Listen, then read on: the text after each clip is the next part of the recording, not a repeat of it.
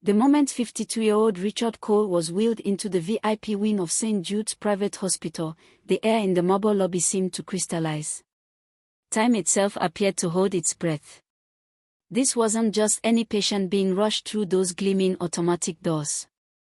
This was Richard Cole, the real estate mogul whose towering high-rises had literally reshaped the Ikoyi skyline, whose name was whispered in boardrooms and splashed across the business pages of every major newspaper in Lagos. His empire had been built over 3 decades, brick by brick, deal by deal, until he became the kind of man whose very presence could silence a room. But now, that powerful presence was fading. His heart was failing. The machines around him screamed their urgent warnings, a symphony of medical crises that sent nurses running and doctors shouting orders that echoed off the expensive Italian marble floors. The junior resident on duty that morning was Dr. Michael Ode, 28 years old, exhausted beyond measure, running on nothing but 3 hours of broken sleep and the memory of a stale meat pie he'd grabbed from the hospital cafeteria 16 hours earlier. His scrubs were faded from too many consecutive shifts, his eyes red-rimmed from too many nights studying, too many emergencies, too many moments where life and death balanced on the edge of his decisions. But his hands were steady as he rushed forward with the crash cart, his medical training overriding his exhaustion. He placed the cold paddles on Richard Cole's chest, feeling the weight of the moment, the responsibility, the fear. Clear. His voice cut through the chaos. The body convulsed. The monitors fluctuated wildly, then stabilized for just a moment, a brief respite in the storm. Michael leaned in closer, his fingers reaching for Richard's eyelids to check pupil response, his mind racing through protocols and procedures, calculating medications and next steps. That's when she arrived. Victoria Cole swept into the room like a force of nature, a vision of carefully curated grief draped in designer clothing that cost more than Michael's annual salary. The scent of wood perfume, expensive and overwhelming, announced her presence before her voice did. Her Bulgari sunglasses perched on her head like a crown, her 6-inch heels clicking against the floor with the confidence of someone who had never been told no, who had never had to wait for anything, who commanded spaces simply by entering them. She pushed Michael aside with a force that belied her delicate appearance, her perfectly manicured hand shoving against his shoulder. "Don't let this child touch him." Her voice was sharp, cutting, filled with a disdain that made the temperature in the room drop several degrees. She turned to the matron, her eyes flashing with barely contained fury. "Get Dr. Boko. Get the senior consultant. Get someone who actually knows what they are doing." The matron opened her mouth to apologize, to explain, to do something, but the words died in her throat. Her eyes moved from Richard Cole's unconscious face to the young doctor standing there in his worn scrubs. She looked back and forth, her hand slowly rising to cover her mouth as the realization hit her like a physical blow. "Jesus," she whispered, the word barely audible. Then louder, with genuine shock, "Jesus Christ." The entire ward saw it then. Everyone in that room, from the nurses to the technicians to the security guard by the door. They all saw what the matron had seen. The same sharp, aristocratic jawline. The same deep-set, intelligent eyes that seemed to miss nothing.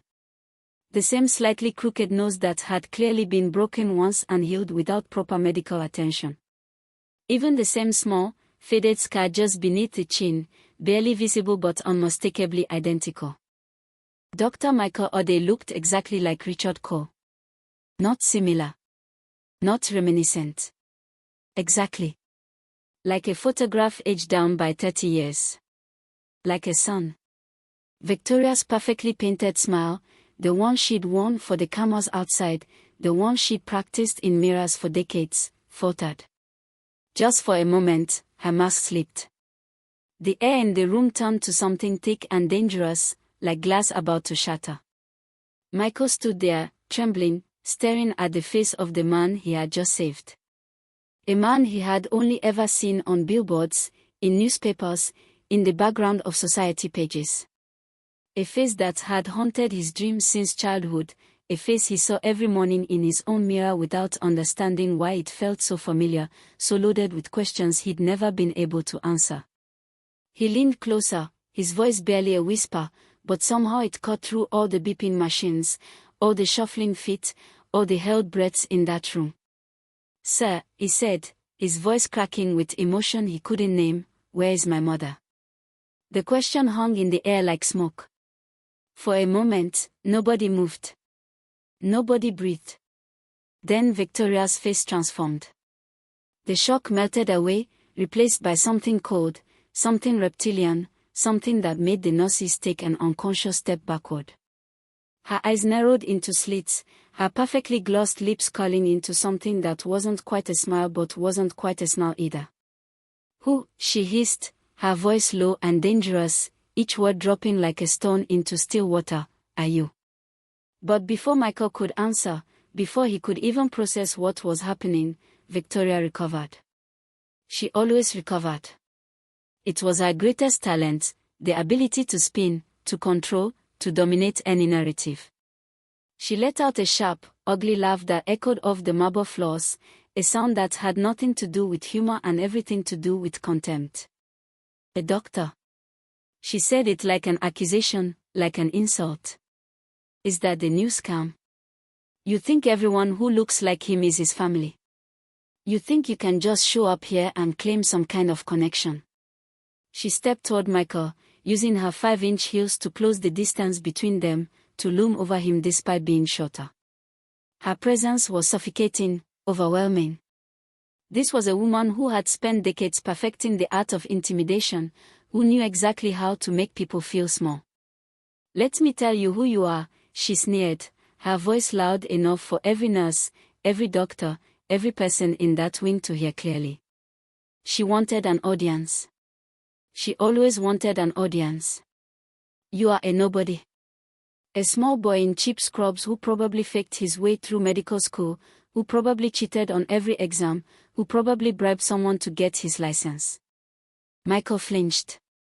His scrubs were, in fact, faded from too many 48-hour calls, too many shifts where he'd slept in them, too many emergencies where he'd had no time to change.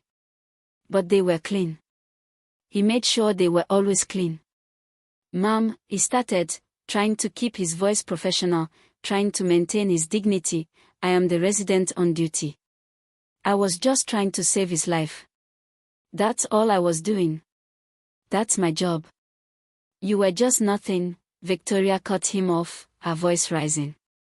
"You are a gold digger who saw an opportunity. You probably followed us here. You probably stalked us. You probably planned this whole thing." She turned to the senior doctor who had just arrived, an older man named Dr. Bello who had built his career on political connections and wealthy patrons more than medical excellence. "Dr. Bello, I want this imposter off my husband's case immediately. He is emotionally unstable. He is clearly delusional. He is a threat to patient care and probably to my safety." Michael's face burned with shame and anger in equal measure. He had worked his entire life to get here, to earn the title of doctor. He had grown up in a Catholic orphanage in Suralere, sharing a room with 7 other boys, studying by candlelight when the generator failed, walking 4 miles to school because there was no money for bus fare. He had been top of his class at medical school, had won awards, had published research. His hands had saved lives. But none of that mattered in this moment. Not to her. Not to anyone looking at his worn shoes. "More, please, I am a professional. My only concern is the patient's welfare. That's all I care about." "Your concern is his wallet," Victoria spat, her finger pointing at his chest like a weapon. "Look at you. Look at your shoes." Everyone looked. The entire room looked down at Michael's feet. His shoes were old, the soles worn thin from walking to the bus stop every morning, from standing for 12-hour shifts, from climbing hospital stairs because the elevator was always broken. They were polished, but the polish couldn't hide the age, the poverty, the struggle they represented. Victoria's shoes were red-bottomed Louboutins, probably worth more than Michael's entire wardrobe. Dr. Bello sighed heavily, like this was all a great inconvenience to him. He needed the Cole family's donations. They were funding the new pediatric wing, the one that would have his name on it. He couldn't afford to lose their support over some junior resident. Dr. Ade, he said, not meeting Michael's eyes, step away from the patient. Go. I'll take over here. Michael's head bowed. He felt the weight of every pair of eyes on him, a mixture of pity and judgment and mockery. He could hear the whisper starting already, could feel his reputation being shredded in real time. He backed away slowly, his dignity feeling as worn as his shoes. That's right. Run, Victoria called after him, her voice dripping with satisfaction. Run back to whatever hole you crawled out of. Michael walked out of that VIP room with his head down, his hands shaking, his entire world tilting on its axis.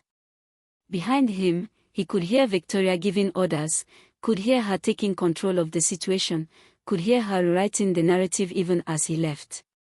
He hadn't eaten in 18 hours, but he had lost his appetite anyway. The hospital cafeteria at 1:30 in the afternoon was a cacophony of sound and motion. Doctors argued about treatment plans over lukewarm coffee. Nurses gossiped about which surgeon was sleeping with which anesthesiologist. Medical students crammed for exams while shoving food into their mouths without tasting it. The smell of jollof rice and fried plantains mixed with the antiseptic scent that seemed to permeate everything in the building. Michael had finally gotten a 20-minute break, his first moment to sit down in what felt like days. He was in the corner, trying to make himself invisible, sitting with a plate of 500 naira jollof rice that was more oil than rice, more bone than chicken. But it was food, and he was starving, and he had learned long ago not to be picky about sustenance when he could get it. His hands were still shaking from the morning's encounter. The image of Richard Cole's face, so like his own, kept flashing through his mind. The questions that had haunted him his entire life suddenly felt urgent, pressing, almost painful. Who was his mother? Why had she given him up? Had she known Richard Cole? How? Why? He just wanted to eat in peace. He just wanted 20 minutes where nobody was looking at him, judging him, questioning him.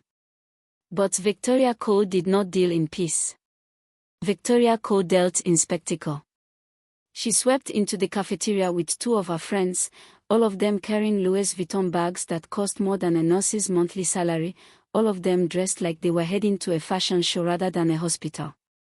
They were laughing about something, probably some social event, some charity gala where they would pretend to care about poor people while sipping champagne that cost more than those poor people made in a month. The cafeteria chatter died the moment she entered. Everyone knew who she was. Everyone knew her reputation. People scrambled to get out of her way. She was mid-laugh when she spotted Michael in his corner, hunched over his cheap plate of food, trying to disappear into the peeling paint on the wall. Her face darkened like a storm cloud. The laughter died in her throat. She marched over to his table with the kind of purpose that made people instinctively move aside, her heels clicking like gunshots on the linoleum floor. "This is him," she announced to the entire cafeteria, her voice loud and theatrical. She wanted everyone to hear. She needed everyone to hear. "This is the boy I was telling you about." Michael froze, his spoon halfway to his mouth, a piece of rice balanced precariously on the edge.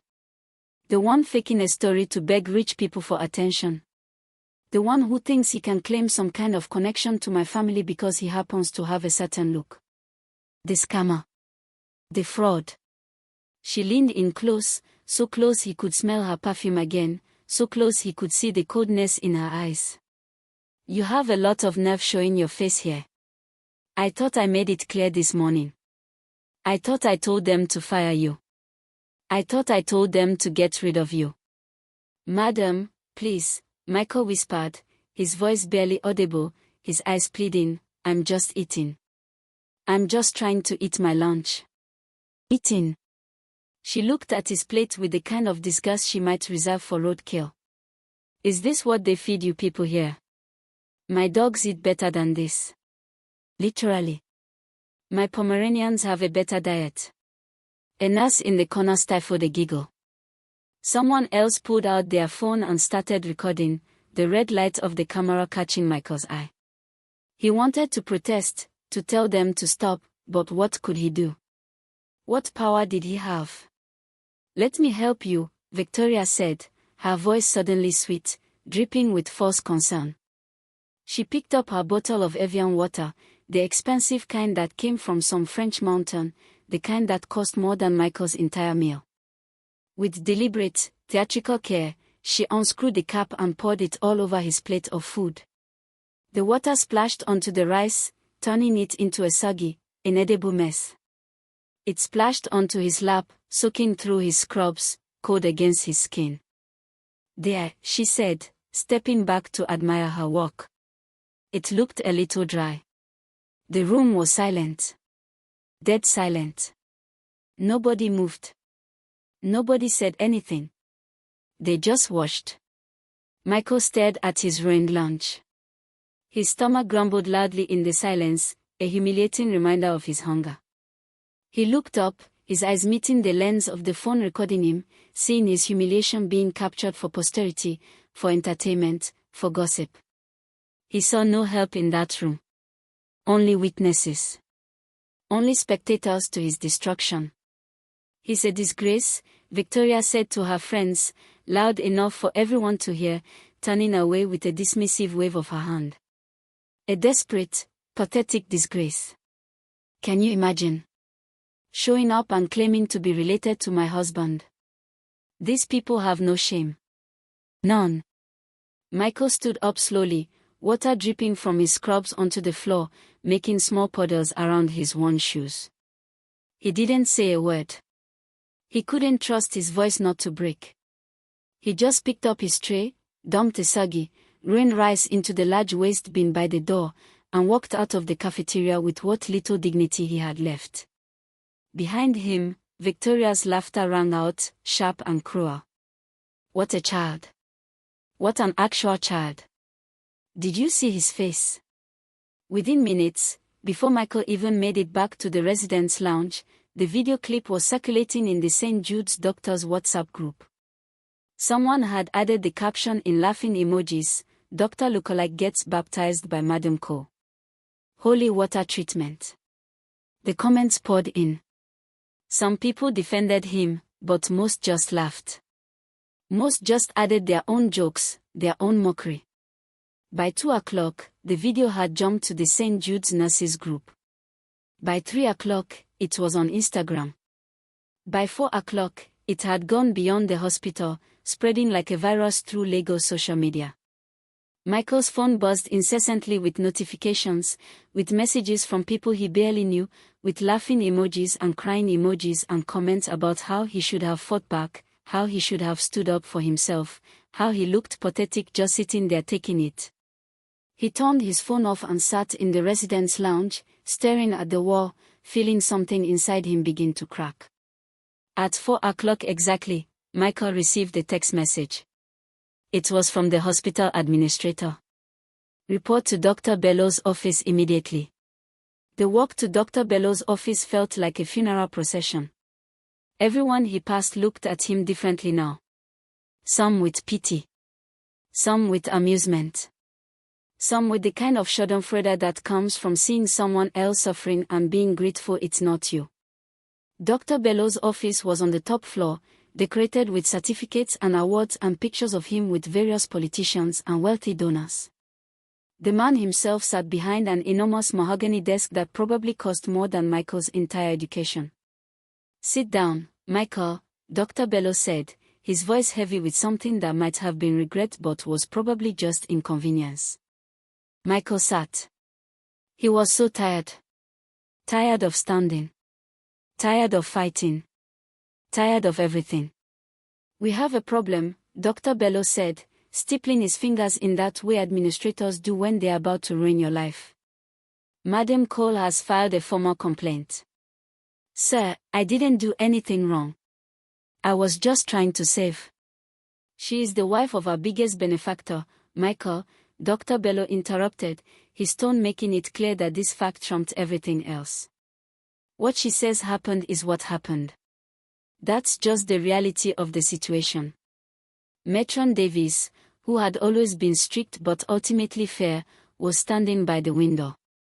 She looked at Michael with eyes that had gone cold, professional, distant. She said you were rude to her. That you harassed her. That you followed her around the hospital. That you are clearly unstable and possibly dangerous. That is a lie. Michael's voice rose for the first time, anger finally breaking through his exhaustion. She is the one who attacked me. She poured water on my food. It's on video. Everyone saw it. Silence. Dr. Bello snapped, his palm hitting the desk. The hospital board has reviewed what you're calling the cafeteria incident. It shows extremely poor judgment on your part. You sat there and let her do that to you. You looked weak. You looked pathetic. This hospital cannot afford to have doctors who look weak. We serve the wealthy. We serve the powerful. We need to project strength and competence. She poured water on my food, Michael repeated, his voice dropping to a whisper, disbelief coloring every word. How is that my fault? You should have left. You should have removed yourself from the situation. Instead, you stayed there and created a scene that has now embarrassed this institution on social media. Michael felt the floor dropping out from under him. What are you saying to me? Madam Cole has formally requested that you be removed from all patient care responsibilities. She has called you incompetent. She has said that your very presence in this hospital is, and I quote, bad luck and probably cursed. Sir, my medical records are perfect. My patient outcomes are among the best in the residency program. My evaluations are not from Richard Cole, Matron Davis cut in, her voice flat. And Richard Cole's wife is who matters right now. Dr. Bello opened a drawer and pulled out a folder. Effective immediately, you are on indefinite probation. You are being reassigned to the hospital archives. You will not see another patient until this situation is fully resolved and Madam Cole is satisfied. The words hit Michael like physical blows. From resident doctor to file clerk. From saving lives to organizing dusty records in a basement. In one afternoon. Because a rich woman decided she didn't like his face. This is not fair, Michael whispered, his throat feeling like it was closing up, tears threatening to break through. This is not right. Fair, Dr. Bello said, already turning back to his computer, already dismissing him, is a luxury we cannot afford. Now, give Matron your ID card. You won't need access to the medical wards anymore. Michael's hands shook as he removed the ID card from the lanyard around his neck. The card with his photo, with his title, Dr. Michael Ode, resident physician. He had been so proud when he first received it. It had represented everything he'd worked for, everything he'd overcome. He placed it on the expensive desk. The plastic clacked against the wood, a small sound that felt enormous. You may go, Dr. Bello said without looking up. Michael walked out of the office in a daze. He passed the VIP wing where Richard Cole was being treated. Through the glass doors, he could see a new doctor, an older man with an expensive briefcase and designer glasses, being buzzed in with a smile from the nurses. He was being replaced. Erased. As if he had never existed. The hospital archives were in the basement, a forgotten corner of the building that smelled of old paper and mildew and broken dreams. The fluorescent lights flickered constantly. There was no window. No fresh air. Just rows and rows of filing cabinets filled with medical records dating back decades. Michael sat on a folding metal chair, staring at the peeling paint on the wall, wondering how his life had fallen apart so completely in less than 12 hours. His phone buzzed. It was still on silent, but he felt the vibration. He pulled it out, expecting more mocking messages, more laughing emojis. Instead, It was a text from Nurse Funk, an older woman who had been kind to him during his rotation in the VIP wing. She had always treated him with respect, had always acknowledged his skills. The message was short: his pressure is dropping again. Dr. Boko isn't here. She went to some spa in Victoria Island. He needs his lisinopril refilled now, but the prescription in the system has expired. Can you help? Please. He's crashing. Michael stared at the message. His probation meant he couldn't write prescriptions. If he got caught, he would be fired immediately. Not put on probation. Fired. His medical license could be at risk. But Richard Cole was dying. The man who might be his father was dying because his actual doctor was at a spa getting a massage. Michael's fingers moved before his brain could stop them. He knew Dr. Bellow's password for the prescription system because he'd watched the older doctor type it in 100 times. Everyone knew it. It was his daughter's name and birth year. Not very secure, but Dr. Bellow wasn't very tech-savvy. Michael logged in, found Richard Cole's file, entered the prescription for lisinopril, and sent it to the pharmacy. He logged out, cleared the browser history, and ran. The hospital pharmacy was on the ground floor, a busy hub where patients and families lined up to collect medications. Michael got there just as Victoria Cole was arriving, her arms full of shopping bags from ShopRite, already laughing about something with one of her friends on the phone. She was there to pick up what she called her stress vitamins, expensive supplements that probably did nothing but cost a fortune. The pharmacist on duty was a young woman named Titi, efficient and no-nonsense. She saw Michael and smiled. "Oh, Dr. Ade. Good timing. The prescription for Mr. Cole just came through. The lisinopril. Let me just get it from the back." Victoria's head snapped up from her phone. She dropped her shopping bags. The sound of expensive bottles and jars hitting the floor echoed through the pharmacy. "What did you just say?" Her voice cut through the ambient noise like a knife. She marched to the counter, her heels clicking ominously, and snatched the prescription slip from Titi's hand before the pharmacist could react.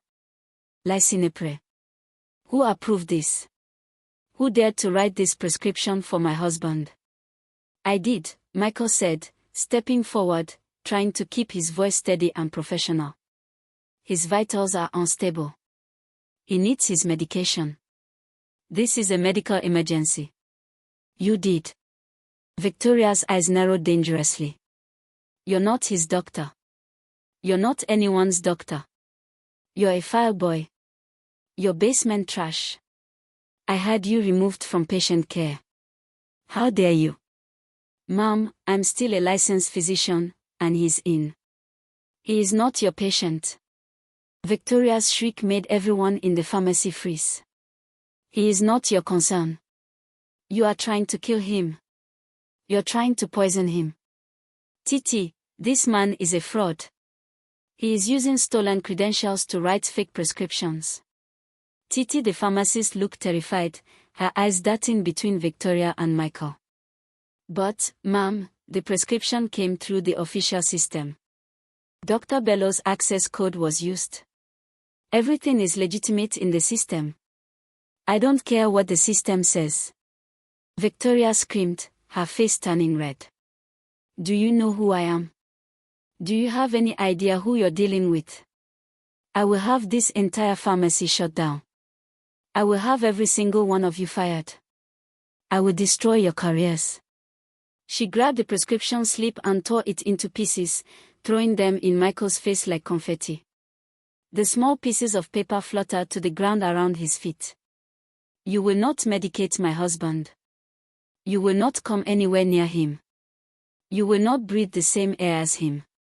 He could die." Michael pleaded, abandoning professionalism, just begging now. Without his medication, his blood pressure will spike. He could have a stroke. He could. That is my business. Victoria yelled, her spit flying. "Not yours. Security. Get this man out of my sight." The security guard approached, apologetic but firm. "Doctor, please. You need to come with me." "He is not a doctor." Victoria screamed at the guard. "He's a stalker. He's a crazy person. He's a beggar who thinks he can steal from my family." As the guard escorted Michael toward the exit, his hand firm on Michael's elbow, Michael saw Victoria turn back to the pharmacy counter, smoothing her hair, adjusting her expression back to something resembling civilized. "Now, Titi," she said sweetly, as if nothing had happened, "about my vitamins. The imported ones. From Switzerland. Make sure they're the right dosage." The hospital's accounts office was tucked away on the second floor, a quiet space where money changed hands, where life and death were reduced to numbers on a spreadsheet, where the wealthy received one kind of care and everyone else received what was left over. There was an emergency meeting happening. The door was closed, but raised voices leaked through. Michael wasn't allowed in. He was standing in the hallway, pressed against the wall, trying to hear. He had to know what was happening. Inside, Dr. Bello was speaking urgently. "Victoria, please. You need to understand the severity of the situation. Your husband needs a kidney transplant. Now. Not next week. Not next month. Now. We have a potential match on the transplant registry, but we need to move quickly. The surgical team from the UK is available, but they need to be booked immediately. The deposit alone is 50 million naira." There was a pause. Michael pressed his ear closer to the door. Victoria's voice, when it came, sounded bored. 50 million. That's quite a lot of money, Dr. Bello. "Madam, with all due respect, this is your husband's life we're talking about." Another pause. The sound of Victoria's nails tapping on her phone screen. The accountant's voice joined in, nervous and deferential. "Ma'am, the funds are sitting in your joint account. I just need your authorization to release them. Just a signature. That's all we need." The silence that followed was long. Too long. Michael held his breath. "No." The single word dropped like a bomb. Michael's blood ran cold. "I beg your pardon." Dr. Bello's voice cracked. "I said no. No. I'm not releasing those funds. I'm tired of throwing money at this situation. This hospital has drained us for long enough. Do you know how much we've spent here already? Do you?" "Victoria," Dr. Bello said, his voice taking on a pleading tone that Michael had never heard from the usually arrogant doctor, "this is your husband. This is Richard's life. And it's my money." Victoria snapped back. "My money. Not his. Mine. I'm done spending it on prolonging this whole situation." Michael felt like he was going to be sick. She was going to let him die. She was actually going to let Richard Coe die. "Let him die then," Victoria continued, her voice cold and matter-of-fact. "I'm tired of it. I'm tired of him. I'm tired of hospitals and doctors and medications and all of it. Let nature take its course." Michael pushed the door open. He couldn't help himself. He had to see her face, had to confirm that someone could actually say those words with a straight face. Victoria was sitting in one of the leather chairs, scrolling through her Instagram feed, her face illuminated by the soft glow of her phone. She looked up when the door opened and saw Michael standing there, his face twisted in horror and disbelief. A cruel smile touched her lips. She looked like she was enjoying this. "You," she said, pointing at him with one perfectly manicured finger. "You did this. This is your fault. Your bad luck face. Ever since you showed up here with your lies and your schemes, everything has gone wrong. You've cursed us. You've drained him with your evil energy." "Me?" Michael couldn't form words properly. "How is this my fault? I tried to save his life. I tried to help him." "Yes, you." Victoria stood up, her eyes blazing. You and your cursed face. You and your poverty. You and your desperation. Accountant, do you hear me clearly? Do not release 1 kobo for any transplant. Not for surgery. Not for medications. Not for anything related to Richard Cole's care. Lock the accounts. She walked toward the door, adjusting her Chanel jacket, checking her reflection in the glass partition. Dr. Bello, you've done your best. Really, you have. But sometimes, we just have to accept God's will. If it's his time to go, then it's his time to go. We can't play God, can we? She brushed past Michael without looking at him, leaving a cloud of expensive perfume in her wake. The room sat in stunned silence. The accountant stared at his computer screen. Dr. Bello had his head in his hands. Michael just stood there, shaking. My hands are tied, the accountant finally said quietly. The account is frozen per her instructions. She's the cosigner. I can't release any funds without her authorization. The transplant was cancelled. The surgical team in the UK was told the patient was no longer viable. Richard Cole's death warrant had been signed by his own wife, in a quiet office, over Instagram and shopping bags. It was 8 o'clock at night when Michael finally snuck into the VIP wing. He had to. He couldn't let Richard die without trying one more time, without at least seeing him, without maybe getting some answers to the questions that had haunted him his entire life. The wing was quiet. Most of the day shift had gone home.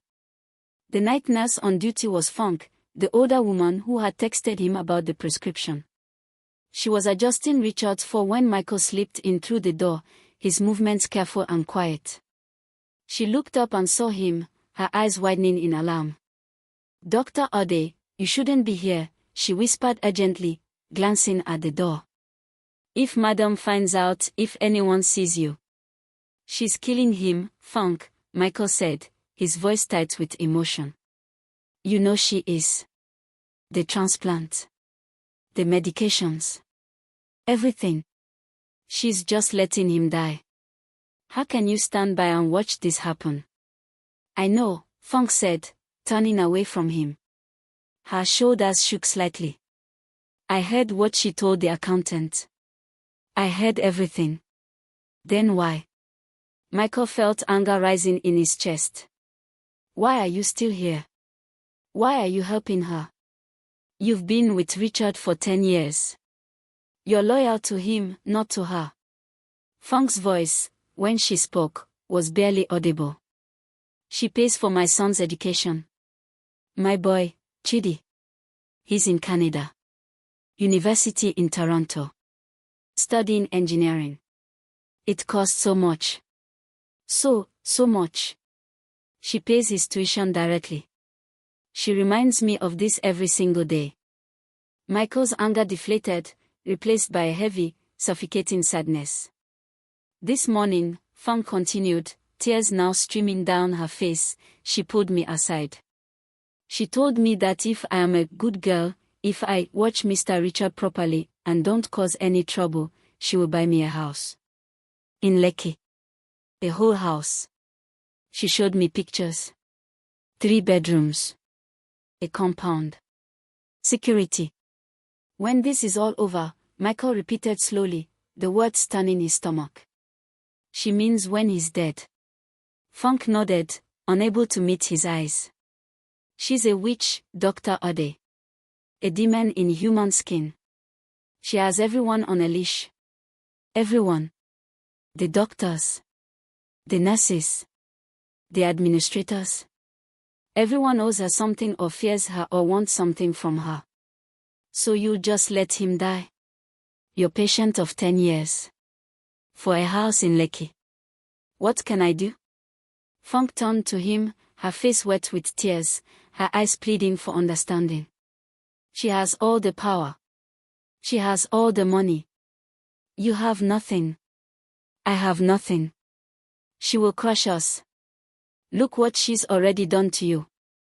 You were a respected doctor yesterday. Today you're banned from patient care, hiding in basements. What chance do we have? She was right. The truth of it settled in Michael's chest like a stone. He had no power. No connections. No money. No resources. He was just a poor boy from Suralia who had dared to dream above his station. If she finds you here, Funk whispered, physically pushing him toward the door now, her hands trembling against his shoulders, she'll call the police. She'll have you arrested for trespassing. For stalking. For attempted murder. She'll make up anything. And they'll believe her. They always believe the rich ones. Michael looked one last time at Richard Cole's face on the hospital bed.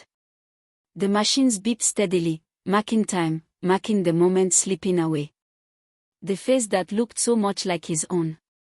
The man who might hold all the answers to questions Michael had carried since childhood. The father he would never get to know. I'm sorry, Michael whispered. He didn't know if he was apologizing to Richard, to himself, to his mother wherever she was, or to God for failing. I'm so sorry.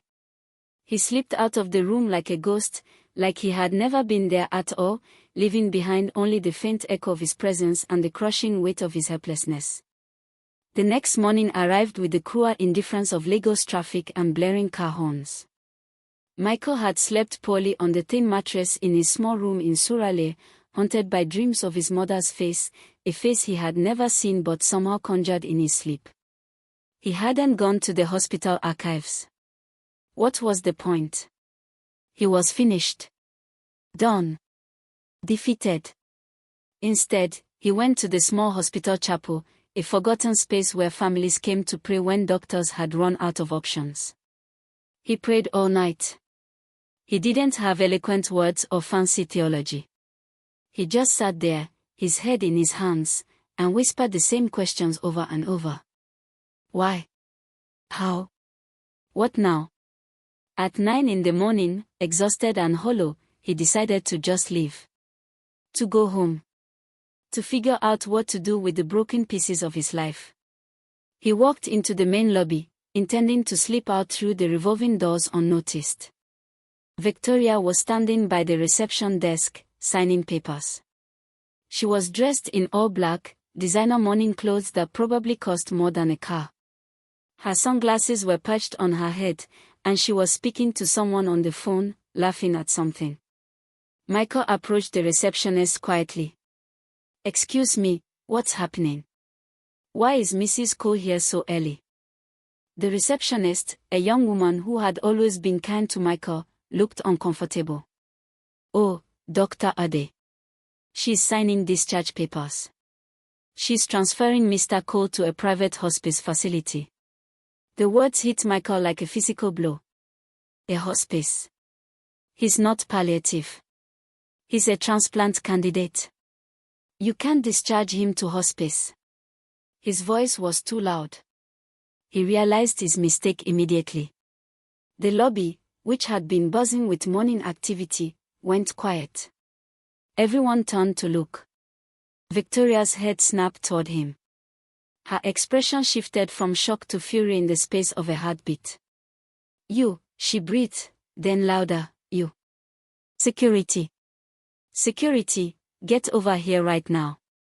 Michael took a step toward her, his medical training overriding his fear. You can't do this. You're moving him to die. He needs treatment, not hospice care. This is murder. He said it too loudly. Way too loudly. The word murder echoed through the marble lobby, bouncing off walls, reaching every ear. Victoria's face went pale, then bright red. This was public. Too public. Her carefully crafted image was being threatened in front of witnesses, in front of cameras, in front of the staff who gossiped. Security, she shrieked, pointing at Michael with a shaking finger wrapped in diamond rings. This man is insane. He is mentally unstable. He has been harassing me for days. He is threatening me. He is dangerous. Two large security guards appeared from nowhere, grabbing Michael's arms roughly. She's moving him to a hospice to die. Michael yelled, struggling against their grip. She cancelled his transplant. She froze his medical funds. She's killing him for his inheritance. Someone has to stop her. Lies. All lies. Victoria was crying now, but her eyes were cold, calculating. She knew exactly what she was doing. This man has been stalking my family. He's obsessed. He claims he's related to us. He's a con artist. Get him out. Get him out of my hospital before he hurts someone. The guards dragged Michael toward the revolving doors. His feet skidded on the polished marble. People were filming. Phones were out everywhere. This was entertainment. This was drama. This was content. His ID card, the one he still carried in his pocket out of habit even though it was inactive, fell to the floor. Victoria, composing herself with remarkable speed, walked over gracefully. She bent down, picked up the broken pieces of plastic, and walked toward Michael with measured steps. She got close to his face, so close he could see the coldness in her eyes, the absolute lack of empathy or remorse. You, she hissed quietly, so only he could hear, are nothing. You are nobody. You came from nothing, and you will return to nothing. Then, louder, for the crowd, she snapped the ID card in half and threw the pieces at his feet. And you will never, ever walk in this city again. I will personally see to it. I have friends at every hospital, every clinic, every medical board in Lagos. Your career is over. Your name is death. Enjoy your poverty. The guards threw him out through the revolving doors. He landed hard on the concrete steps outside, his palm scraping against the rough surface. Through the spinning glass, he could see reflections of the crowd inside, all staring, all recording his lowest moment. Phones were held high, capturing every angle of his humiliation. He could already imagine the headlines, the blog posts, the Twitter threads. He had lost everything. His job. His dignity. His future. And the father he never knew. He sat on those steps for a long time, until a security guard told him to move along, that he was disturbing the hospital entrance. He stood up on shaking legs and walked away, no destination in mind, no plan, no hope. By 6 o'clock that evening, Michael was sitting in the darkness of his small room. The electricity had gone out hours ago, and he had no money for the prepaid meter. His phone, the one with the cracked screen that he'd been meaning to replace for months but never could afford, sat on the small table, buzzing endlessly. He finally looked. His face was everywhere. Every blog. Every news site. Every social media platform. The video of him being thrown out of St. Jude's Hospital had gone viral. Completely viral. The headline on Linda Ekeji's blog made his stomach turn. Disgraced St. Jude's doctor goes insane, violently attacks billionaire's wife in hospital lobby. But Victoria had done more than just let others tell the story. She had crafted her own narrative with the skill of a seasoned PR professional. Her Instagram post had 200,000 likes already. The photo showed her looking angelic, vulnerable, beautiful, sitting beside an empty hospital bed with her hands clasped in prayer. The lighting was perfect. The composition was professional. This wasn't a candid shot. This was staged. The caption read, "My heart is broken today. My family was viciously attacked by a mentally unstable junior doctor named Michael Ode who has been stalking us for weeks. He has a documented history of delusion and attempted extortion. He became violent today when we refused to give him money, claiming that my beloved husband was his father in some kind of elaborate scam. The police have been notified and are investigating. I am terrified for our safety. Please keep us in your prayers during this difficult time. We are so grateful to the professional staff at St. Jude's Hospital for protecting us from this dangerous individual. #Pray for Richard. #Stalker Doctor. #Lagos Drama. #Stay safe. The comment section was a cesspool of judgment and hatred, thousands of voices piling on without knowing any facts, without asking any questions, just accepting a narrative as gospel truth. He should be in jail. Look at his face, you can see the evil. Thank God you're safe, Queen. These men are so entitled. This is what happens when you give poor people opportunities they don't deserve. I knew something was wrong with him. You can always tell. Praying for you and your family, beautiful. Don't let this criminal intimidate you. He looks exactly like those scammers at the bus park in Oshodi. His name was being dragged through the mud by people who had never met him, who knew nothing about him, who would never bother to learn his side of the story. His reputation was being destroyed in real time by thousands of strangers sitting in their comfortable homes, passing judgments from behind glowing screens. His phone kept buzzing. Messages from former classmates asking if he was okay, if he needed a lawyer, if the rumors were true. Messages from colleagues distancing themselves, saying they couldn't be associated with him anymore. Messages from the hospital formally terminating his residency, effective immediately, citing gross misconduct and behavior unbecoming of a medical professional. He was 28 years old, and his life was completely and utterly finished. Not paused. Not on hold. Finished.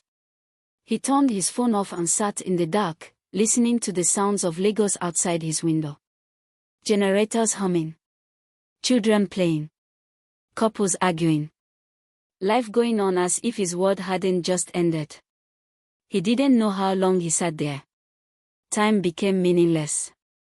But eventually, his body demanded movement, demanded action, demanded something other than sitting in that dark room with his broken dreams. He walked. Just walked. No destination. No purpose. His feet took him through Suraleh, past the schools where he'd studied, past the churches where he'd prayed as a boy, past the football fields where he'd played with other orphans who dreamed of escape. He ended up in Victoria Island somehow, his body on autopilot, his mind numb. This was the wealthy part of Lagos, where the rich lived behind high walls and armed guards, where the restaurants served food that cost more than a month's rent, where people like Michael were only allowed as servants or security or invisible help. He was standing outside one of those expensive restaurants, the kind with valet parking and a dress code, watching wealthy people laugh and eat and live their lives without a care in the world. And then he saw her. Victoria. She was supposed to be at her dying husband's bedside. She was supposed to be grieving, praying, suffering through the final hours with the man she'd been married to for 15 years.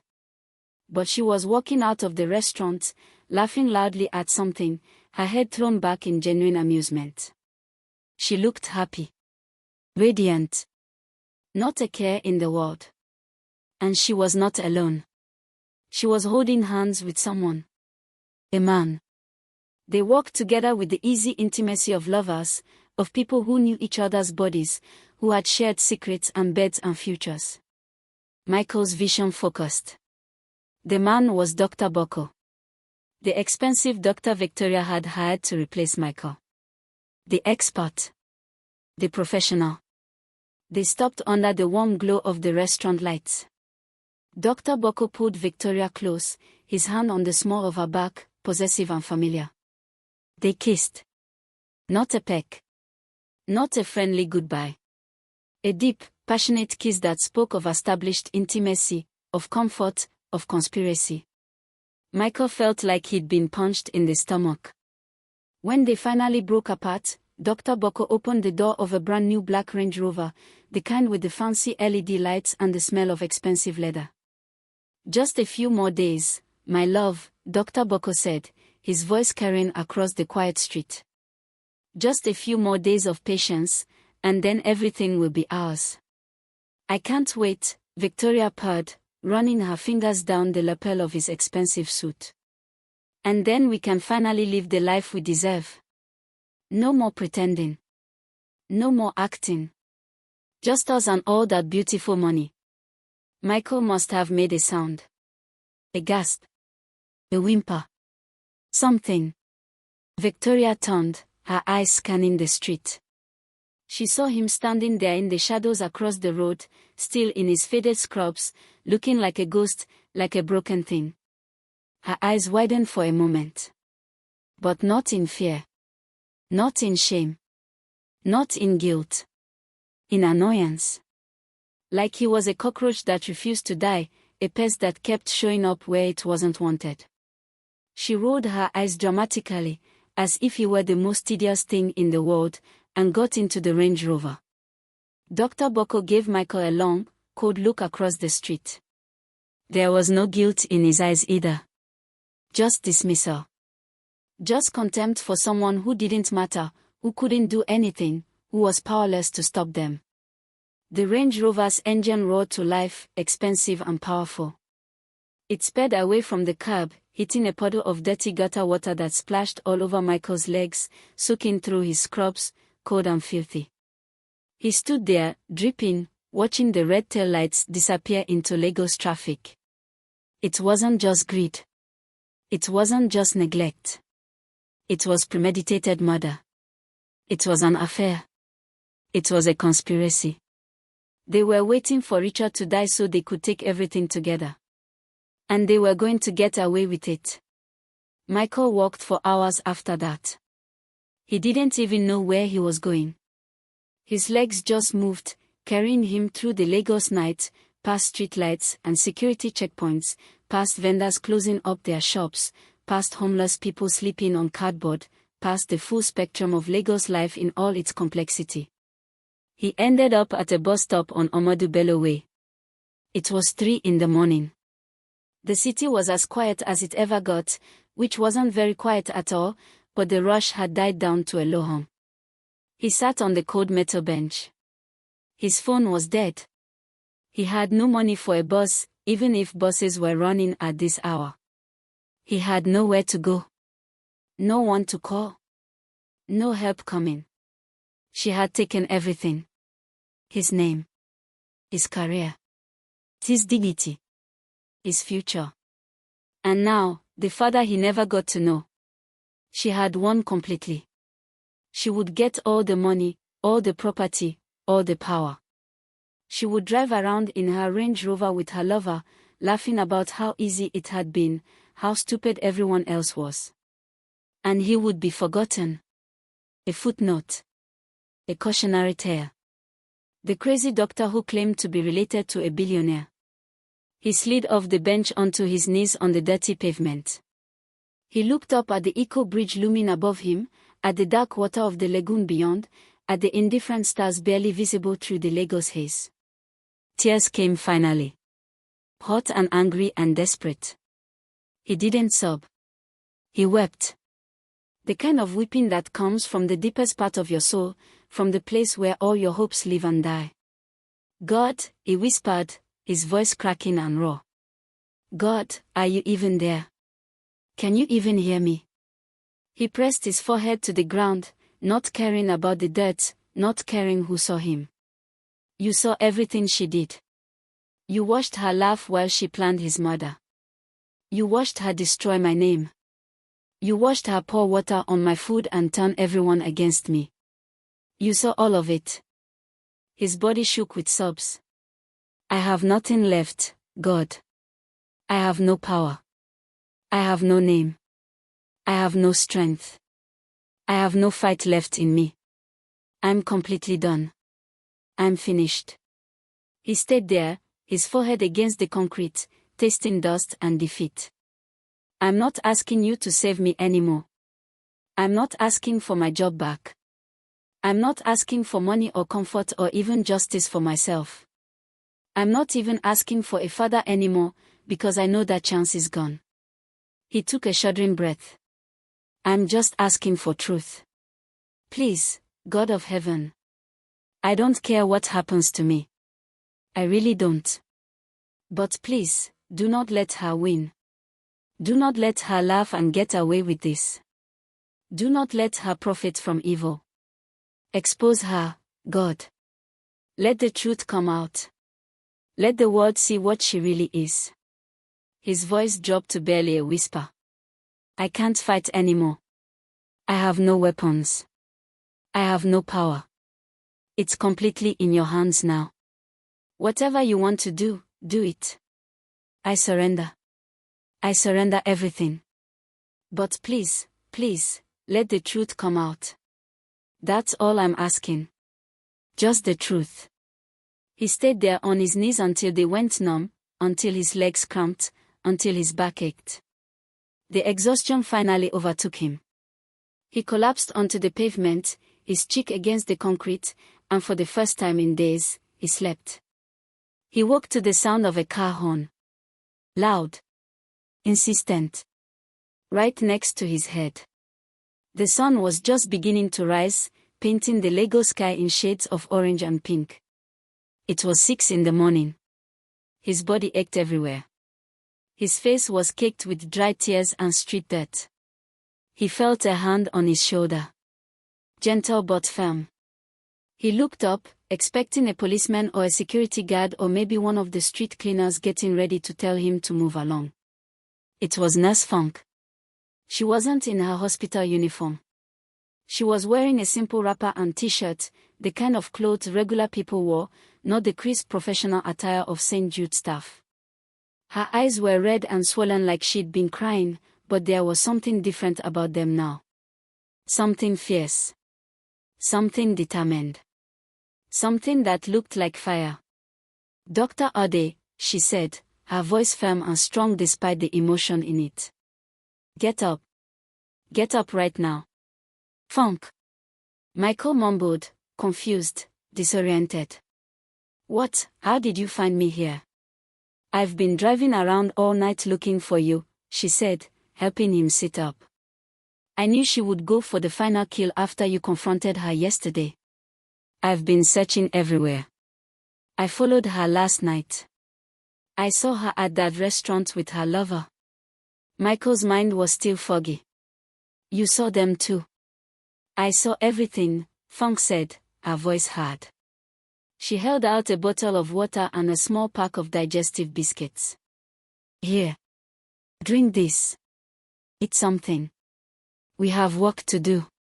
Work. Michael said, his voice hoarse from crying and sleeping on concrete. Funk, it's over. She won. There's nothing left to do. She's moving him to hospice. He'll be dead in days. She'll take everything. No, Funk said, and there was a strange, fierce smile on her face that Michael had never seen before. She thinks she's won. She thinks it's over. But she made one critical mistake. What mistake? She has all the power. She has all the money. She has everyone on her side.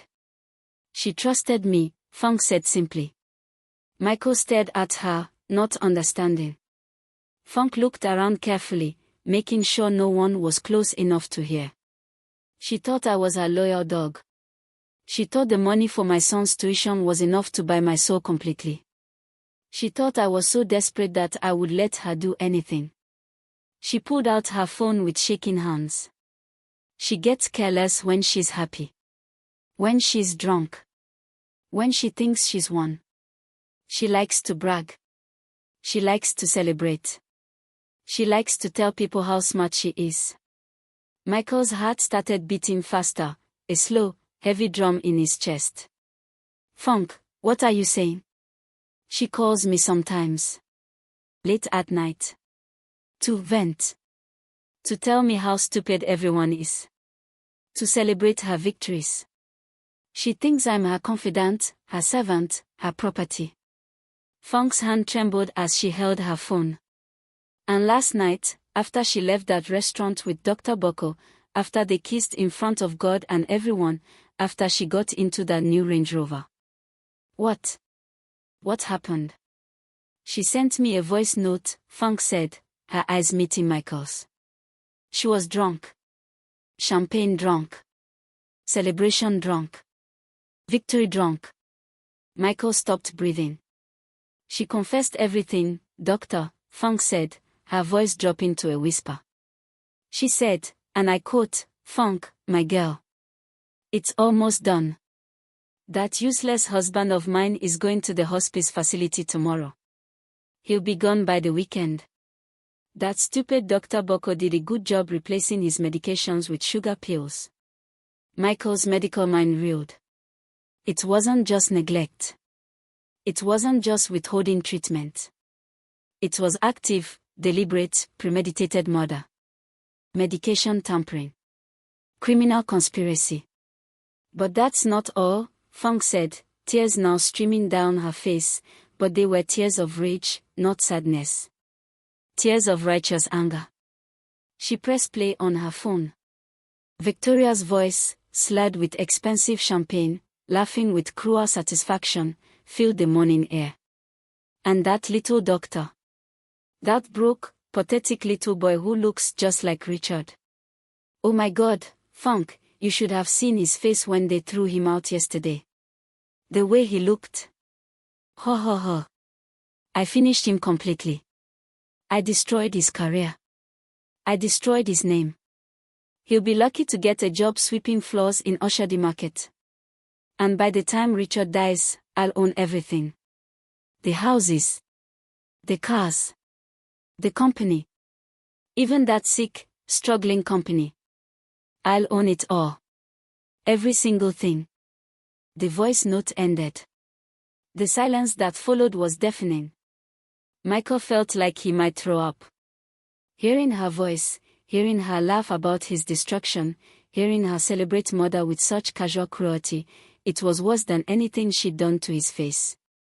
She sent that to you? She just sent that confession to you. Yes, Funk said, I just said. God has delivered her into our hands, Doctor. God has answered your prayer from last night. I don't know how, but I was awake when that voice note came through. I was sitting in my car, wondering what to do, wondering if I could live with myself if I stayed silent. And then my phone buzzed, and there it was. Her confession. Her pride. Her downfall. It's undeniable, Michael said, his mind racing. It's her voice. It's explicit. It's evidence, Funk finished. Real evidence. But we need to be smart. She has power. She has money. She has lawyers. Funk grabbed Michael's arm, her grip surprisingly strong. Here's what's going to happen.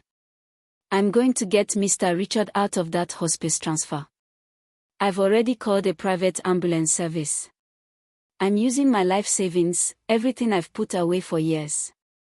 We're moving him to a different hospital where she doesn't have control, where they'll actually treat him properly. Funk, that's going to cost you everything. I know. But I can't let him die like this. I've been his nurse for 10 years. He's been kind to me. He's been good. He doesn't deserve this. She pressed 5,000 naira into Michael's hand. But you have the harder job, Doctor. You need to go back to that hospital. Me? They'll arrest me on sight. I'm banned. I'm a stalker, remember? Yes, they'll try. But you're not going to go quietly. There's a family meeting scheduled for noon today in the conference room. Victoria called it herself. She's signing the final papers. The do not resuscitate orders. The hospice transfer documents. She's bringing her lawyer. She's bringing 2 of Richard's distant cousins who she's bribed. She wants everything to look legal and proper. Funk's eyes burned with intensity. You are going to walk into that meeting. And say what? Do what? You don't have to say anything elaborate. You just stand there. You let them see your face. The face she tried to erase from existence. The face that proves there's more to this story than anyone knows. And then what? And then, Funk said, saving the voice note to 3 different cloud storage services while Michael watched, I will arrive. And I will play the judgment of God for that entire room to hear. Every word of her confession. Michael felt something stirring in his chest. Not quite hope. Not yet. But maybe the shadow of hope. The possibility of hope. She can't know you've contacted me, Michael said, his mind starting to work again. She won't. She thinks I'm her obedient slave. She thinks you're a broken man sleeping in gutters, probably planning to leave Lagos in shame. The element of surprise is our only weapon, and it's a powerful one. Funk stood up, helping Michael to his feet. By this time tomorrow, Dr. Ade, you will not recognize your life. The same people who watch you suffer, who laughed at your pain, who recorded your humiliation, they will watch you rise. Now go home. Shower. Find the cleanest clothes you own. Hold your head high. Be at that hospital at noon. Michael looked at the 5,000 naira in his hand, then at Funk's determined face. Why are you doing this? You're risking everything. Because, Funk said simply, I looked in the mirror this morning, and I didn't recognize the woman looking back at me. I didn't like what I'd become. What she turned me into. I have a son, doctor. I'm raising him to be a good man. How can I teach him integrity if I have none? How can I tell him to stand up for what's right if I bow down to evil for a house in Lekki? She walked toward her old car, then turned back. Also, doctor, I prayed last night too. I prayed the same prayer you did. For truth. Just truth. And then she sent me that voice note. That's not coincidence. That's God. Michael took the bus home with the 5,000 naira. It felt heavy in his pocket, heavy with possibility, heavy with the weight of what was coming. He showered for a long time, letting the hot water wash away the street dirt, the tears, the shame. He found his best shirt, an old, faded blue button-down that had seen better days but was clean and pressed. He ironed it until every wrinkle was gone, until it was as crisp as he could make it. He polished his worn shoes until they shone. He looked in the mirror. He no longer saw a victim. He no longer saw a broken man. He saw someone who had been tested, who had been pushed to the absolute breaking point, who had nothing left to lose. He saw his father's eyes looking back at him. Meanwhile, across Lagos in her massive house in Ikoyi, Victoria was at her most confident, most assured, most certain of her victory. She posted an Instagram story as she got ready for the meeting, a picture of herself in a sharp, tailored black power suit that probably cost 500,000 naira. Her makeup was flawless. Her hair was perfect. She looked like success, like power, like someone who always won. The caption read, handling difficult family business today. So stressful dealing with medical decisions and legal matters, but God is in control. He gives me strength. Hashtag boss lady. Hashtag faith over fear. Hashtag blessed. She texted Nurse Funk, is the package ready for transport to the hospice? Funk, already speeding across Lagos in a private ambulance with Richard Cole safely inside, away from Victoria's reach, texted back with steady hands, yes, madam. Everything is proceeding smoothly according to your wishes. Victoria smiled at her phone, completely satisfied. She texted her lawyer, see you at noon. This should be quick. I have a 2 o'clock spot appointment at the wheat baker. Don't make me late. At 11:45, Michael stood outside St. Jude's Hospital. He felt the old fear trying to creep back in, trying to make him turn around, trying to make him run. The security guards who had thrown him out yesterday were at the door. They recognized him immediately. His phone buzzed. A new number. A text from Nurse Funk. He is safe. The doctors at the new hospital are flushing his system of the wrong medications. They are assessing him for proper treatment. He has a chance now. Now go do your part. Walk in there like you belong. Because you do. God's got you, doctor.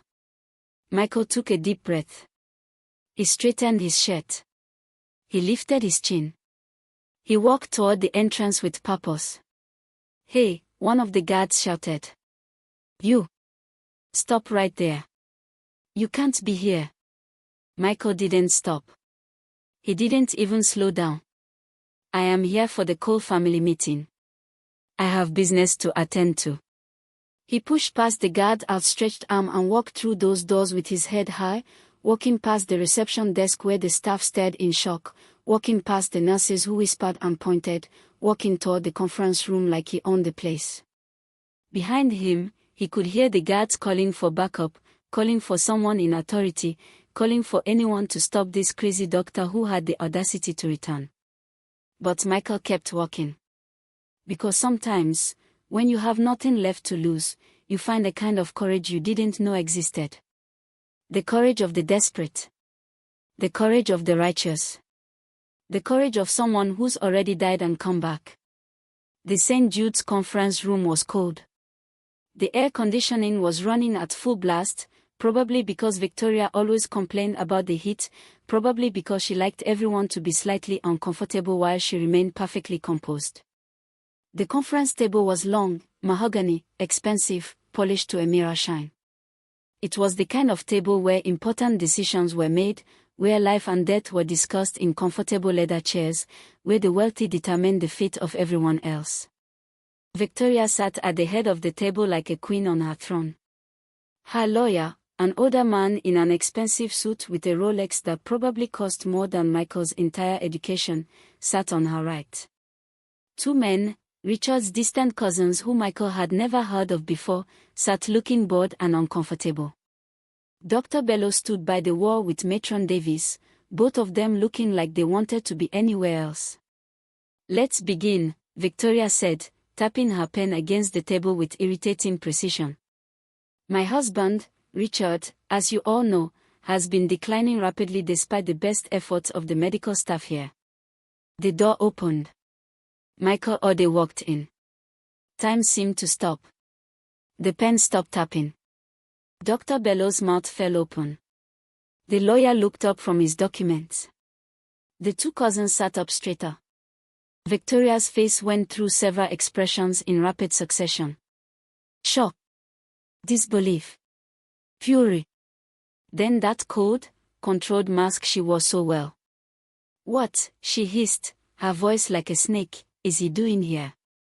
"I am Dr. Michael Ode," Michael said, his voice quiet but somehow filling the entire room. "And I am Richard Cole's son." Victoria let out that theatrical, ugly laugh she'd perfected. "Security. Where the hell is security? I told you people. I told everyone. Get this madman out of this hospital immediately." The guards rushed in, their hands reaching for Michael's arms. "Wait." The single word came from the doorway. Nurse Funk stood there, no longer in regular clothes but back in her hospital uniform, holding her phone like it was a weapon. "Let him go," Funk said calmly, walking into the room with measured steps. Victoria's smile vanished like smoke. "Funk. What is the meaning of this? I told you to be with the transport. Why are you here? Why are you with him?" "The transport is complete, madam," Funk said, her voice steady and strong. "Mr. Richard has been moved. He's safe now." "Good," Victoria said, annoyed, waving her hand dismissively. "Then help security remove this trash from the room so we can conduct our business." "I don't work for you anymore, Victoria," Funk said. The temperature in the room dropped 10 degrees. No one, absolutely no one, called Mrs. Cole by her first name. No one spoke to her without titles, without deference, without fear. "What did you just say to me?" Victoria's voice was dangerous now. "I said," Funk repeated slowly, clearly, "I don't work for you. I never worked for you. I work for Mr. Richard Cole. I am his private nurse and his medical advocate. And as his advocate, I have something that everyone in this room needs to hear immediately. This is a private family meeting." Victoria's lawyer interjected, standing up. "This is highly irregular. I must object to." "And this," Funk said, holding up her phone, "is evidence of attempted murder. Would you like me to continue, counselor?" The room went silent. Even the air conditioning seemed to quiet down. Dr. Bello stepped forward, his face pale. Nurse Funk, that is an extremely serious accusation. You can't just...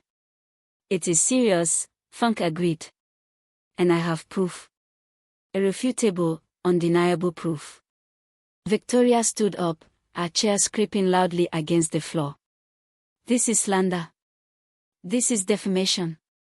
She is a bitter, jealous maid who's probably part of this scam with him. She pointed at Michael with a shaking finger. They are working together to extort my family. Is that so, madam? Funk asked, her voice calm, almost pleasant. Are you saying you haven't been planning your husband's death for months? How dare you? Victoria's voice rose to a shriek. Are you saying you haven't been working with Dr. Boko to replace your husband's medications with placebos and sugar pills? Dr. Bello and Matron Davis gasped audibly. The lawyer's eyes went wide. The two cousins looked at each other in confusion and growing horror. Victoria's mouth opened and closed like a fish drowning in air. Her carefully applied makeup suddenly looked garish under the harsh conference room lights, like war paint on a defeated general. That is a lie, she whispered, but her voice had lost all its power. That is a vicious, slanderous lie. Is it? Funk asked, and there was still in her voice now, the kind of strength that comes from finally choosing the right side after too long on the wrong one. Is it a lie, madam? Because I have your own words. Your own voice. Your own confession. The room seemed to tilt on its axis. Dr. Bello took a step forward, his face pale. Nurse Funk, what exactly are you saying? Funk held up her phone, the small device suddenly the most powerful object in the room. I am saying that last night, after Victoria left the restaurant with her lover, after they kissed in public like my husband's life meant nothing, she was so drunk on champagne and victory that she sent me a voice note. A long, detailed voice note where she confessed everything. Victoria's knees buckled slightly. The security guards who had been holding Michael instinctively moved toward her, sensing she might collapse. You wouldn't, Victoria breathed. You wouldn't dare. You thought I was your property, Funk said, and tears were streaming down her face now, but they were tears of righteous anger, of liberation, of justice finally being served. You thought the money you dangled over my head, the promises of houses and security, made me your slave. You thought I would watch a good man die and say nothing. I gave you everything. Victoria shrieked, her composure finally shattering completely. I paid for your son. I promised you a house. I made you comfortable. You gave me blood money, Funk said quietly. You tried to buy my soul. But my soul was never for sale. The lawyer cleared his throat nervously. Mrs. Cole, I strongly advise you to say nothing further until we can speak privately. Shut up. Victoria screamed at her own lawyer, spinning on him. Shut up. This is all falling apart. Can't you see? Can't you do something? There is nothing to do, Funk said, except listen. She tapped her phone screen. The room held its collective breath. Victoria lunged across the table, her designer suit crumpling, her carefully styled hair falling across her face. No. Don't you dare. Give me that phone. Give it to me right now. But the security guards caught her, holding her back as she thrashed and screamed like a wild animal. And then Funk pressed play. The voice that filled the conference room was unmistakably Victoria's. But this wasn't the polished, controlled Victoria who had terrorized the hospital staff. This was Victoria drunk, Victoria triumphant, Victoria with her mask completely off. Funk, my girl. Oh my God, I'm so happy I could die. Well, not me, obviously, Richard's the one dying. Laughter, cruel and sharp. It's almost done. That useless husband of mine is going to the hospice facility tomorrow morning. He'll be gone by the weekend, I guarantee it. That stupid Dr. Boko, at least he's good for something. He's been replacing Richard's medications for the past 3 weeks. Sugar pills, Funk. Can you believe it? Sugar pills instead of his heart medication. It's brilliant, really. Slow, natural looking, completely undetectable. The perfect crime. Dr. Bellow's hand went to his chest as if he himself might have a heart attack. Matron Davies made a sound like a wounded animal. The voice note continued, relentless, damning. And that little doctor. Oh God, Funk, that little broke boy with the audacity to look like Richard. Did you see his face when they threw him out? Did you see him sitting there in the cafeteria like a beaten dog while I poured water on his cheap food? I have never felt more powerful in my entire life. I destroyed him. His career is over. His name is garbage. He'll be lucky to get a job cleaning toilets in Mushin. Michael stood perfectly still, watching Victoria's face as she listened to her own words condemn her. He felt no satisfaction, no revenge, just a deep, sad recognition of how thoroughly evil had consumed this woman. By the time Richard is dead and buried, everything will be mine. The houses, the cars, the company, the bank accounts, everything. And then Boko and I can finally be together properly. We are already planning the wedding, Funk. Can you imagine? I'll be a grieving widow for exactly 6 months, and then I'll marry the doctor who tried so hard to save my husband. It's perfect. It's absolutely perfect. We'll sell off Richard's stupid real estate company, take the money, and move to Dubai. No more Lagos traffic. No more pretending to care about charity. No more playing the devoted wife. Just me, Boko, and more money than we could spend in 3 lifetimes. The recording ended. The silence that followed was so complete that Michael could hear his own heartbeat, could hear the air conditioning humming, could hear someone's phone buzzing somewhere in the distance. Then chaos erupted. You monster, Dr. Bello said, his voice shaking with rage. You absolute monster. I helped you. I removed Dr. Ade from his case because you said he was unstable. I trusted you. We all trusted you. It's fake. Victoria screamed, but her voice was desperate now, the voice of someone drowning. It's AI. They made it with AI. It's a deep fake. That technology exists now. They are framing me. It's not AI, Victoria, Funk said calmly, almost gently. It's your voice. Your words. Your confession. And it's not the only copy. She held up a second phone, and the screen was glowing. What is that? The lawyer asked, his voice hollow with growing understanding. I've been on Instagram leave, Funk said, for the last 7 minutes. The color drained from every face in the room. Even Michael felt his stomach drop. 78,000 people just heard your confession, Victoria. Every major blog in Lagos has already picked it up. I can see the notifications coming in right now. Linda Ekeji. Instablog. Pulse. TikTok. Twitter. You're trending, madam. #1 in Nigeria. They are calling you the voice note wife. Victoria's scream was inhuman. It was the sound of a woman watching her entire world collapse in real time. She fell to her knees, her expensive suit crumpling, her designer bag spilling its contents across the floor. Lipstick, breath mints, a passport, credit cards, all the tools of her carefully constructed life scattering like debris from an explosion. No, no, no, no, no, she chanted, rocking back and forth. Turn it off. Turn it off right now. Funk, please. Please. I'll give you anything. The house in Lekki. 2 houses. Money for your son forever. A car. Anything. Just turn it off. Please. You can't give me what I already have, Funk said, her voice cracking with emotion. My conscience. My integrity. My ability to look at myself in the mirror. You! Victoria shrieked, lunging toward Michael with such sudden violence that the security guards barely caught her in time. This is all your fault. You and your cursed face. You brought bad luck. You destroyed everything. Everything was perfect until you showed up. I didn't destroy anything, Michael said quietly, and his voice was steady now, filled with a calm that came from knowing he had been vindicated.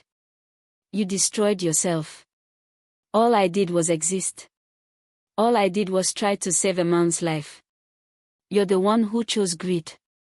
You're the one who chose murder. You're the one who confessed it all on a recording because you were too arrogant to think anyone would ever dare stand against you. Dr. Bello pulled out his phone with shaking hands. Security, call the police. Tell them we need them immediately. Tell them we have evidence of attempted murder and medical fraud. My career, Victoria whimpered, the reality finally sinking in. My reputation. My life. I'm finished. I'm completely finished. Yes, Matron Davis said coldly. You are. And you deserve every bit of what's coming. The lawyer was already backing toward the door, his briefcase clutched to his chest like a shield. I need to make it clear that I had no knowledge of any of this. I was hired simply to handle estate documentation. I am resigning as counsel effective immediately. You coward. Victoria spat at him. You're supposed to defend me. I defend clients, the lawyer said, his voice icy. Not criminals. There's a difference. The two cousins who had been sitting silently throughout the entire confrontation stood up slowly. We want nothing to do with this, one of them said, his voice shaking. We thought this was a legitimate family meeting. We had no idea. No idea about any of this. Get out, Dr. Bello said to them. Both of you. And if I find out you knew anything about this plot, I will make sure you face charges as well.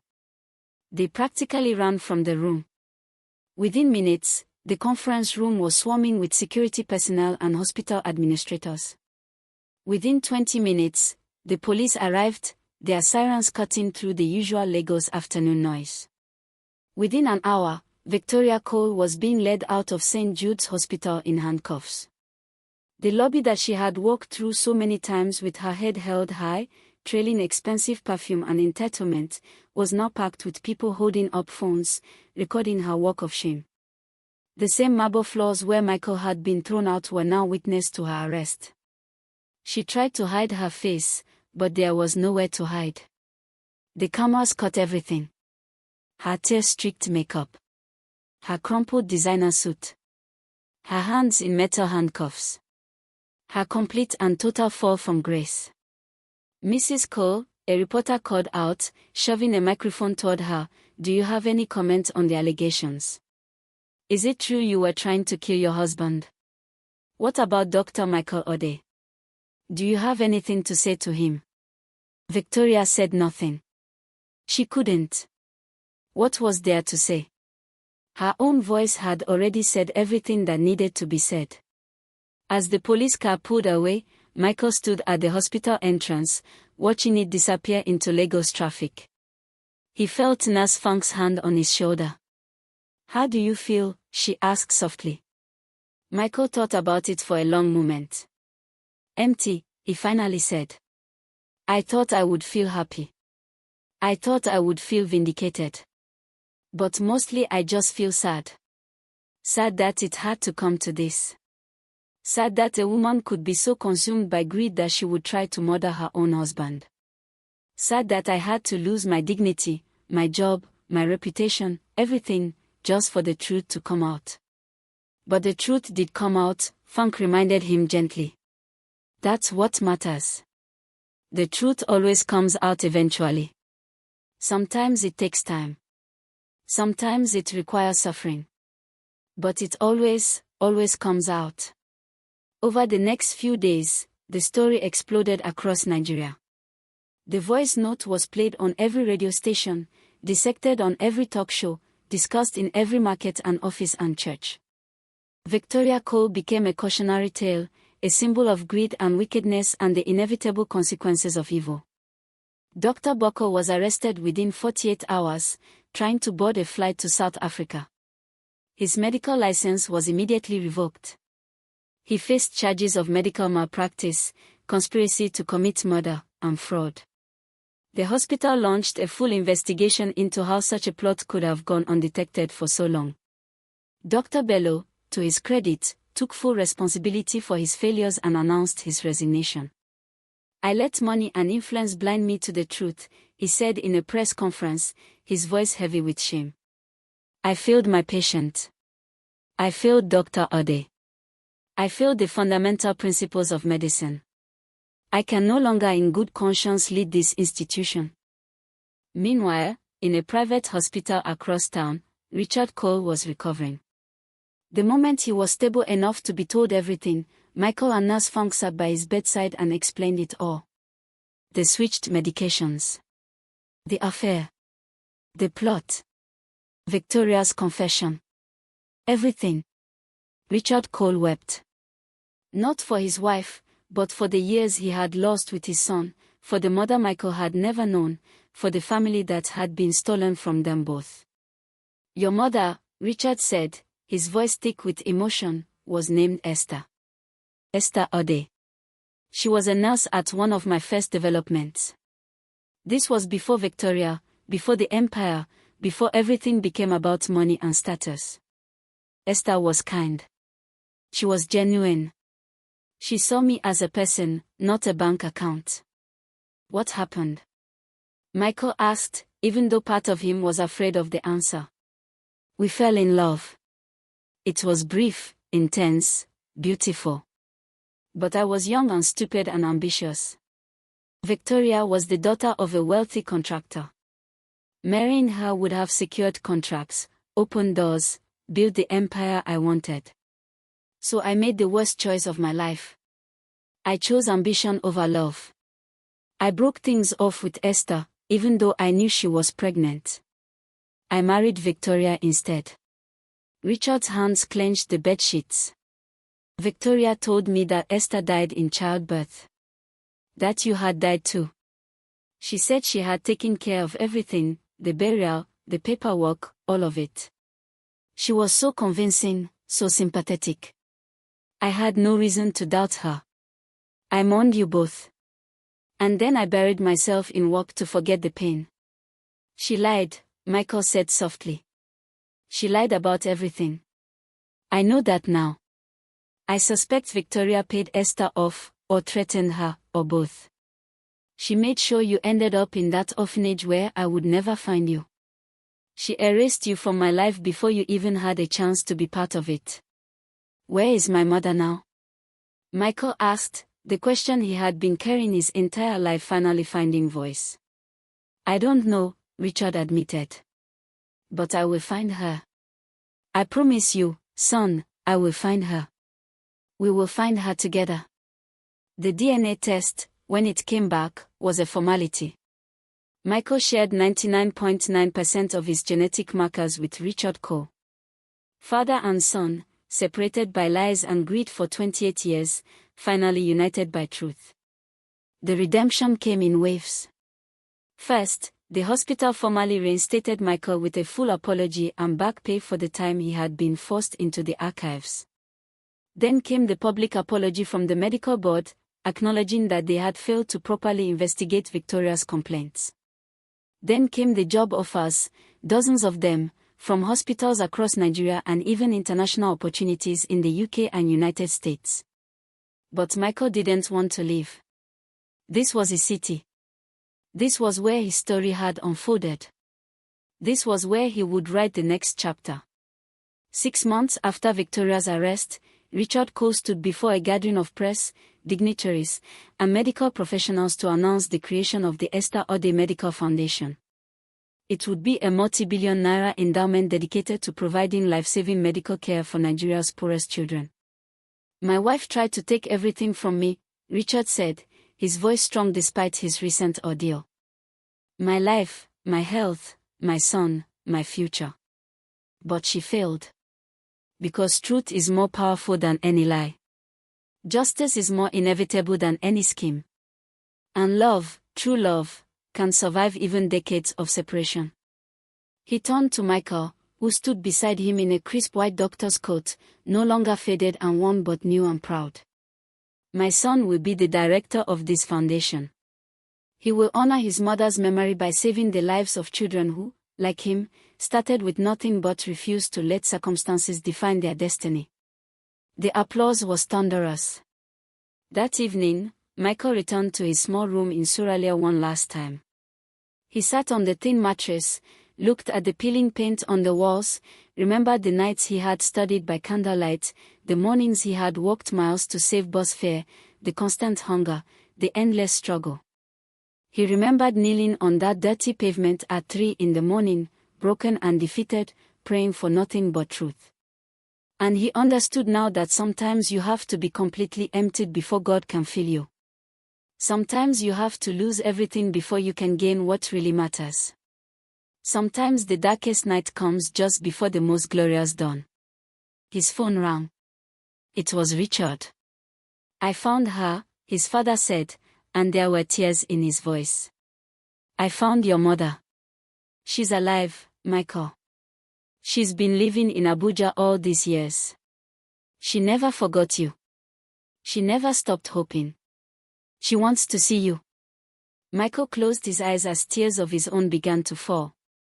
Not tears of pain this time, but tears of completion, of healing, of a story finally coming full circle.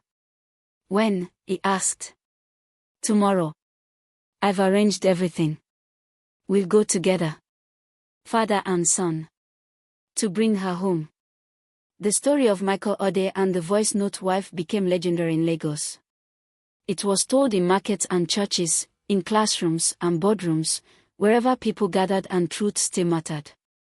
It taught that wickedness, no matter how carefully planned, always contains the seeds of its own destruction. That technology is neutral, neither good nor evil, but takes on the character of those who wield it. That the same phone that can humiliate can also vindicate. That your helper is often not the person with the most power, but the person with the most courage. Most importantly, it taught that when you are at rock bottom, when you have nothing left but your integrity and a desperate prayer, that is when heaven moves. Not on your timeline, but on the perfect timeline. Not in your way, but in the way that brings the most glory to truth. Victoria Cole remained in prison, facing multiple charges. Her social media accounts, once filled with curated perfection and designer brands, were deleted. Her name became synonymous with greed and betrayal. She had wanted to be remembered as a powerful woman, a boss lady, a queen. Instead, she would forever be known as the voice note wife, the woman who confessed her own crime, undone not by her enemies but by her own arrogance. And Michael Ode, the young doctor who had been called a nobody, a scammer, a cursed child, became a symbol of perseverance and faith. He went on to save thousands of lives through the foundation, to reconcile with his mother, to build a relationship with his father, and to marry Nels Funk's daughter, a young lawyer who had watched the entire story unfold and fallen in love with a man who could lose everything and still maintain his integrity. Years later, when people asked him how he survived those dark days, Michael always gave the same answer. I didn't survive them, he would say. I died in them. The old Michael, the one who thought he could fight evil with his own strength, that Michael died on a dirty pavement at 3 in the morning. What you see now is who God raised up when I finally stopped trying to save myself and just asked for truth. Sometimes you don't need to be rescued. Sometimes you need to be resurrected. And so the story ends not with revenge, not with wealth, not with power, but with the simplest and most powerful force in the universe, truth. Truth that cannot be hidden forever. Truth that eventually rises like the sun. Truth that sets everyone free, even when the freedom comes through pain. If you are in your own dark night right now, if you are being lied about, betrayed, humiliated, know this, your voice note is being recorded. Maybe not on a phone, but in heaven, where every word, every deed, every secret thing is known. Your Victoria will overplay her hand. Your funk will find her courage. Your vindication is being prepared even as you suffer. Hold on to truth. Hold on to integrity. Hold on to faith. The same people recording your humiliation today will be recording your victory tomorrow. The same platform spreading lies about you will be forced to broadcast your vindication. The same voices that mocked you will be silenced by the undeniable evidence of your innocence. This is not just a story. This is a pattern, a promise, a prophecy that has played out since the beginning of time and will continue until the end. Evil always overplays its hand. And when it does, truth always wins. Your Act 3 is coming. Be ready.